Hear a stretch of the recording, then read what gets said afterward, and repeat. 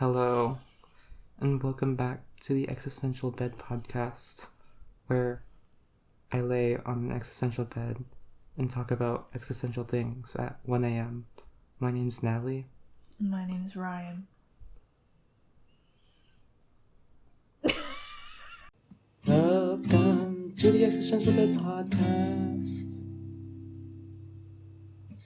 where we talk about some things. So what'd you do today? I mostly ate Trader Joe's food. But, it's pretty good. Vegetable samosas. How about you? I live off of vegetable samosas because I can't eat anything else. Yeah. But Trader Joe's has some pretty good options for vegetarians. Yeah. Yeah. I'm not a vegetarian myself, but, they have some really good vegetarian options. Vegetarians are pretty cool, I would say. Yeah. Because I am one, and I think I'm cool sometimes. So, I guess sometimes vegetarians are cool. Self-confidence. You're cool all the time. Not all the time. I identify as a semi-confident. That's my label. That's your label. Labels are kind of crazy. They are. Yeah. Because, I don't know, they're really, a lot of people are saying nowadays, oh, there's so many labels and all that stuff, but it's so validating to be able to know that you're not alone, in what's going on and all that stuff. But I mean, to me it's kind of tricky. I feel like there's so much nuance behind the idea of labels, I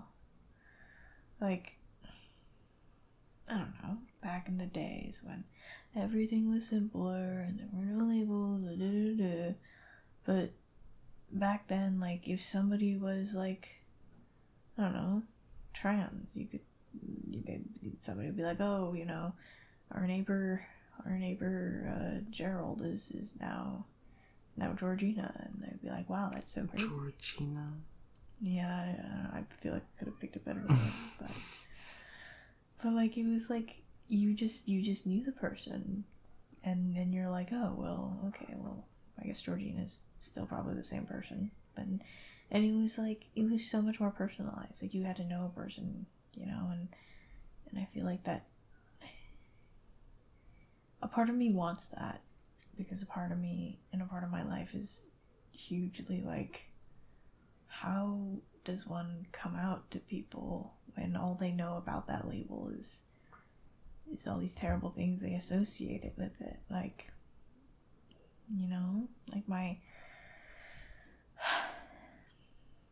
I want people to know that I'm the same person, even if I go by a different label or something like that, but I am the same person. That's something that people don't really get, and I see it as something that is when there weren't as many labels, there was that sort of, you had to know people personally, but I don't know. But it's also interesting because labels mean so much, though. It's so validating to go online and be like, hey, there's a word for this. I'm not a weirdo, Shout out to Georginas out there.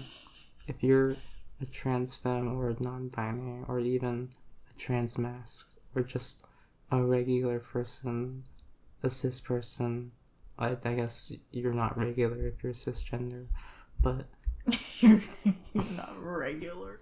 Shout out to people named Georgina. Yeah. Anyways, labels, yeah. I think it is a double-edged sword.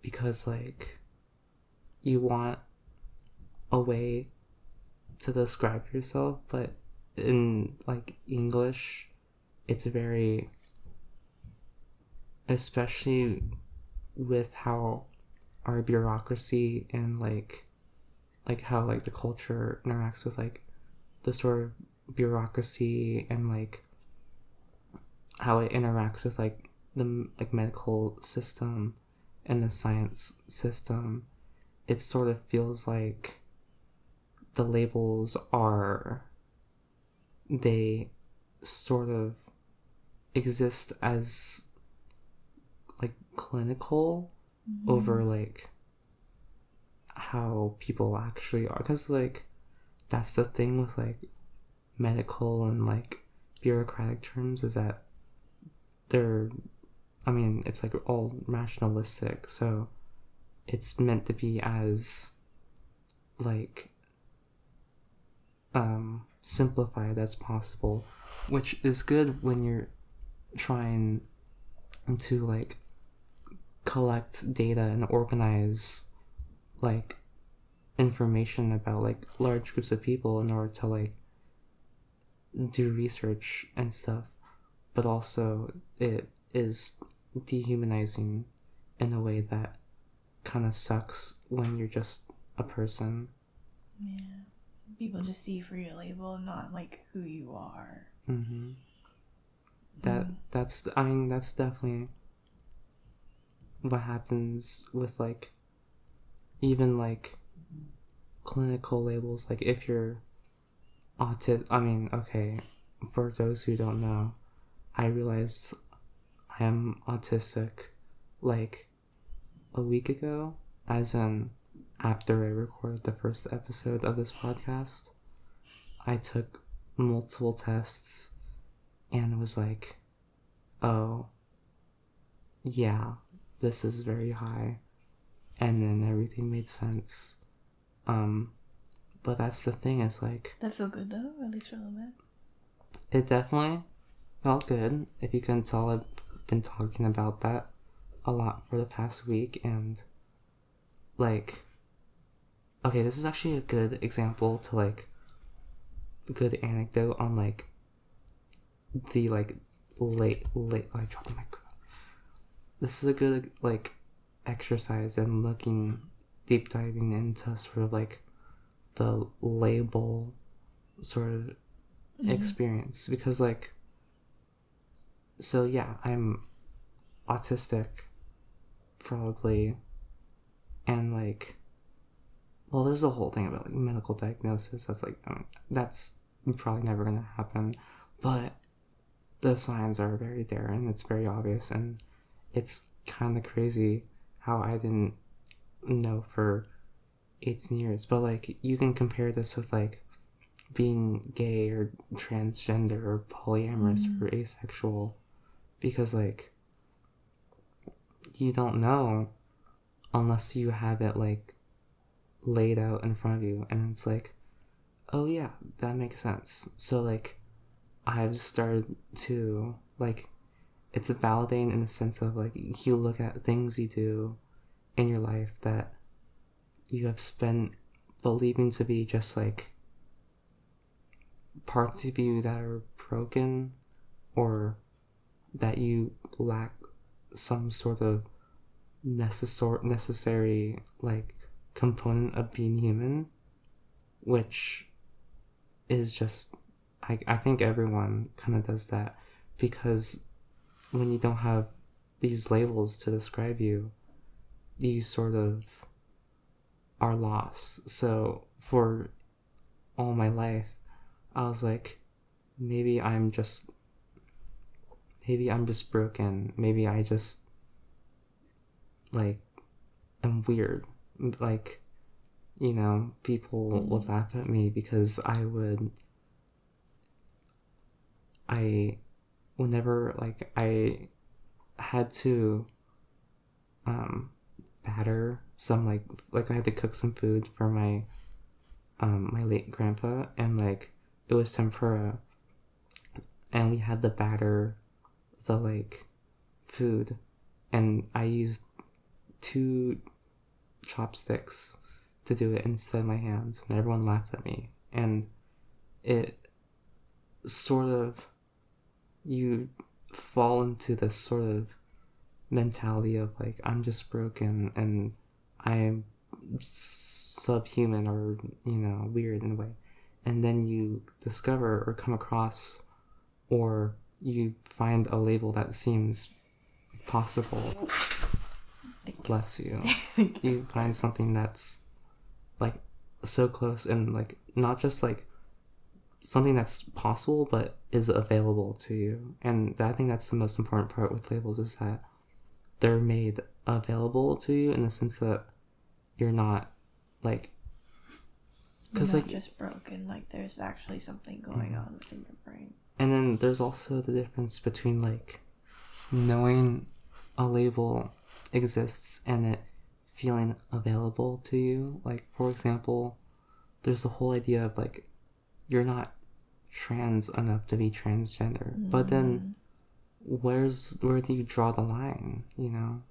Yeah, it's really, yeah, especially the mental health thing. I feel like is really, because for the longest time when I was like, there's nothing wrong with me, I am normal, and I would have these episodes of anxiety which immobilized me pretty much, and I had to go lie down and either surround myself with really loud music, or I needed to do something, and it was so bad, but I was always like, this is so bad, I'm wasting time, I'm not being productive enough, I'm not, and everything's terrible, and I don't know why I can't do this. But recently, like now when I have one of those mental really bad days, I let myself lie in bed and I let myself listen to me, and it's still pretty shit, right? But it's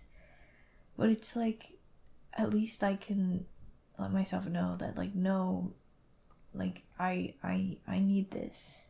I do have anxiety, and yeah, it's taken me a while to admit, but I do, and then it helps me feel like, no, I'm not just lazy and unproductive.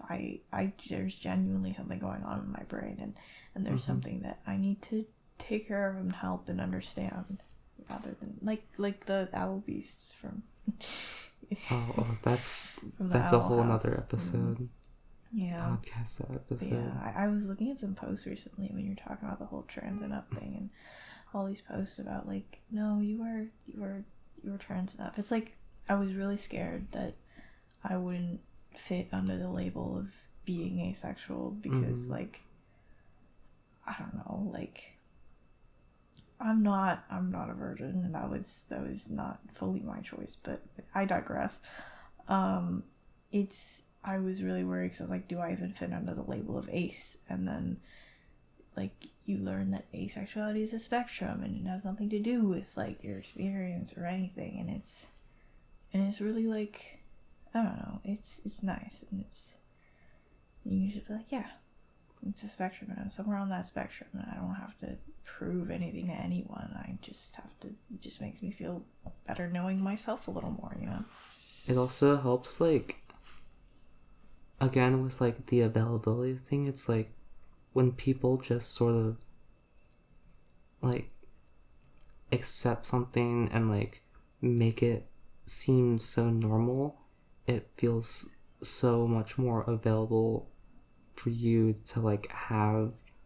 Because like, for example, there's a lot of people who like, especially like in the trans community, are like, so many trans people are asexual, and it's like, oh well, a lot of that's because of gender dysphoria, and I'm like, yeah, but also that doesn't make you any less asexual. Like, Yeah. that's so valid. And I feel like when you sort of go into this mentality that like this label has to be this and this and this, and if you're not this, even though despite the fact that you experience the same things and go through the same mental things and like spiritual processes, like, to say that you're not valid is crazy, because in the end, like, we do, like, if you're sex repulsed or whatever, gender dysphoria or whatever the fuck, like, if you go through the same thing that a label is describing, then you're probably valid. And okay, say you're more affirmed later on and you're no longer you no longer identify as asexual, then okay, great.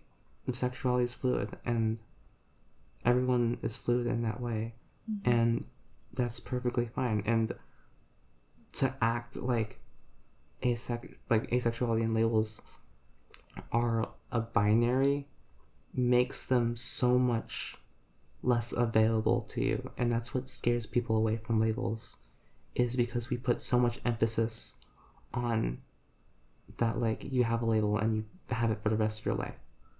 And that's really scary. For the first year that I realized I was trans, I didn't accept myself. I still kind of don't in a lot of ways, but I only identified as questioning. I only identified as trans maybe like a year ago, when I was like, okay, yes, I'm trans, femme, non-binary.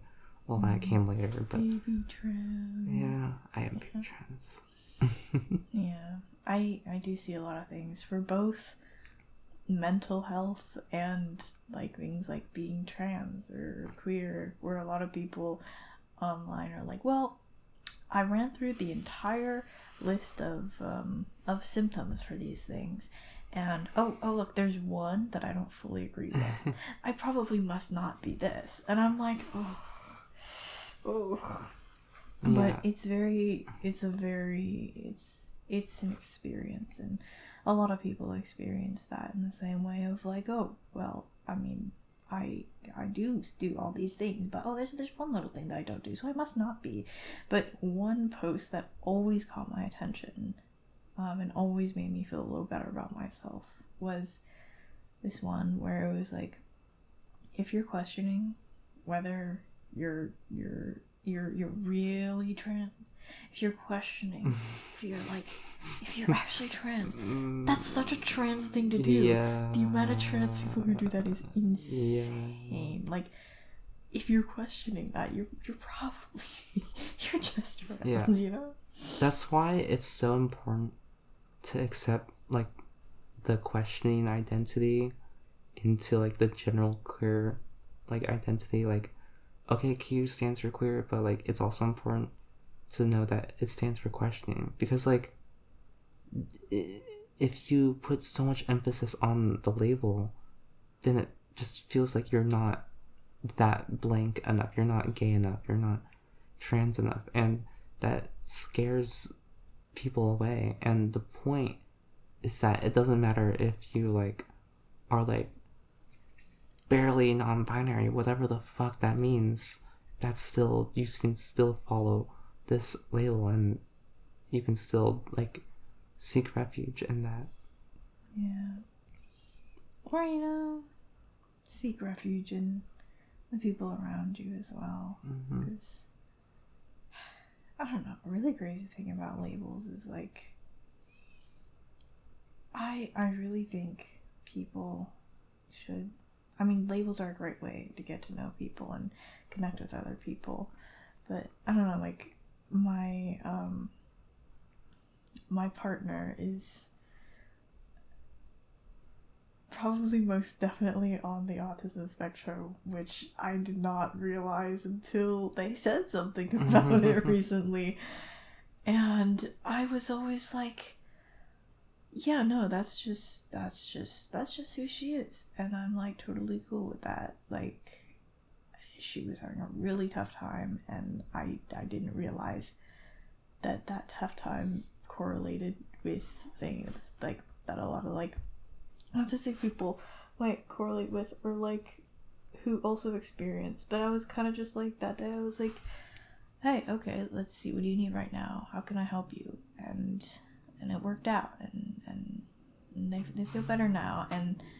But it never really like hit me, and I was like, well, now I want to learn more about it, especially if this is like a big thing. But then I'm also like, if I want to learn more about it, I could just ask. I could just ask, because what really matters to me is that like she's okay and she's happy, and I just, you know, I just want them to feel really, really, and so I'll just talk to them if I ever need to know something about it, you know. So I think connections you make with people are also like a huge thing. Like, yes, labels are like amazing, but I don't know. Love the people around you, care for them in ways that you don't have to read online sometimes, in ways you could just talk about. A lot of trans people, I'm like, well, a lot of trans people experience gender differently and in fascinating ways, and I love to see all the different similarities and even the differences that every different trans person experiences. Like, I love being like opposites with my trans femme friends. We do the clothing swaps and we're like, oh god, I love these types of shirts, and then she'll be like, I hate these types of shirts. You can have your Adam Sandler phase, and I can have my I don't know the femme equivalent of Adam Sandler. I don't think I would be terrified if there was a femme equivalent of Adam Sandler. I don't think I'll ever go through an Adam Sandler phase, but I appreciate it. One thing that irks me about labels is that, especially in like the wider queer community, is that like, and especially the way that people perceive us is like, they treat us like puzzle pieces. Like, it's like, oh, you're a lesbian, let me introduce you to this other lesbian and you two are compatible together. Like, no like, it's so contrary to the main, to like the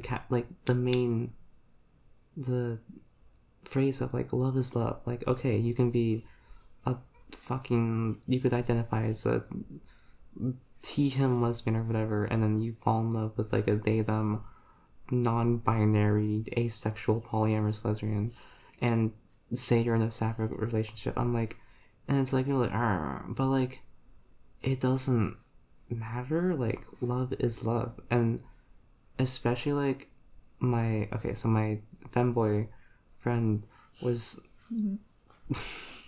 talking about this. My gay femboy friend, he was like, oh, I'm a bottom, so I need to find a powerful top to like, so we can mesh well together. I'm like, that's not how love works. Like, you think a man and a woman just get together because they're compatible? Like, the woman identifies as cisgender and heterosexual, and the man identifies as cisgender and heterosexual, and you think because of that, like, they're compatible to each other? Like, or like, even like, if you're like a girl and you identify as straight and cisgender, and like you find yourself in a, like, okay, here's the thing: if you are a girl and you identify as cisgender and whatever and heterosexual, and you fall in love with a woman who is also hetero or gay or whatever, then it doesn't matter what you identify as. Like, you are not a puzzle piece, is what I'm trying to say. I don't know. That makes sense. I like that. You're not a puzzle piece. Sometimes I think I'm a puzzle piece. But you're not. You're a person, and there's so many parts to you. Maybe you're the whole puzzle. There's so many parts to you, and some of them are labels, but I think it's so important to get to know you and your puzzle. Yeah.